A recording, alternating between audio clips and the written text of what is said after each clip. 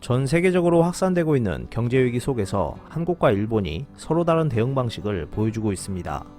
한국은 위기를 기회로 만들기 위해 최선을 다하고 있는 모습이지만 일본은 위축된 모습을 보이며 자국의 주력 산업인 자동차 공장을 연달아 폐쇄하고 있습니다. 이에 대한 자세한 내용 알아보았습니다. 일본은 2019년 기준 973만 대의 자동차를 제조하는 세계 3위 자동차 생산국가입니다.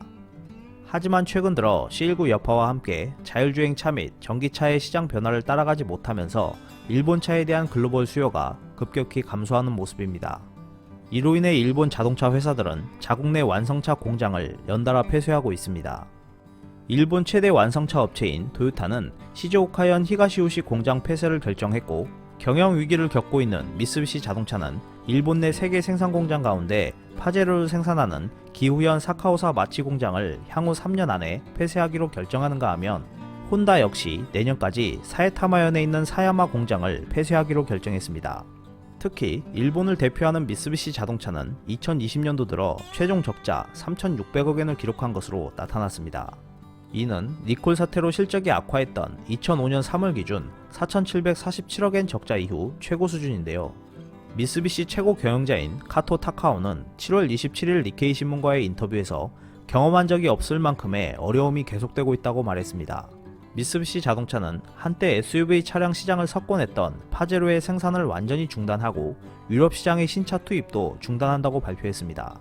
미쓰비시는 유럽의 엄격한 환경 규제와 개발 비용의 부담으로 사실상 유럽 시장에서의 성장을 포기하고 앞으로는 기존의 자동차 판매와 AS에만 전념하기로 하면서 자기 자본 비율이 20%대까지 떨어질 위기를 극복하기 위해 태국과 인도네시아 등 동남아시아 시장에 집중한다는 계획을 밝혔습니다.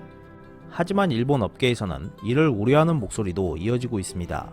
동해 도쿄 리서치 센터의 스기오라 세이지 수석 애널리스트는 실적이 저조한 북미 사업에 노력하지 않으면 나중엔 발조차 디딜 수 없다며, 동남아시아에 주력하는 것은 이해하지만 동남아시아에만 집중하는 것은 큰 도박이다 라고 지적했습니다.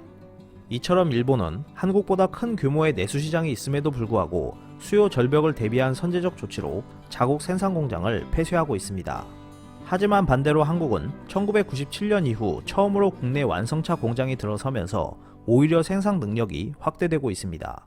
이를 두고 일각에서는 국내외 수요 절벽이 계속될 가능성이 있는 낙관할 수 없는 상황에서 한국도 일본이 걷고 있는 길을 따라가지 않는다는 보장이 없다고 경고하고 있습니다. 한국은 불과 1년 전 경제의 큰 부분을 차지하는 반도체 관련 위기도 슬기롭게 극복한 것으로 나타나고 있습니다. 7월 26일 대한상공회의소가 발표한 일본 수출규제 1년 산업계 영향과 정책 과제 보고서에 따르면 전체 산업의 대일 수입 비중이 지난해보다 하락하면서 일본 의존도가 낮아졌다고 전했습니다. 또한 일본의 수출 규제가 기업 경쟁력에 영향이 있었는지에 대한 조사에서도 관련 기업 91%가 큰 영향이 없었다고 밝혔습니다.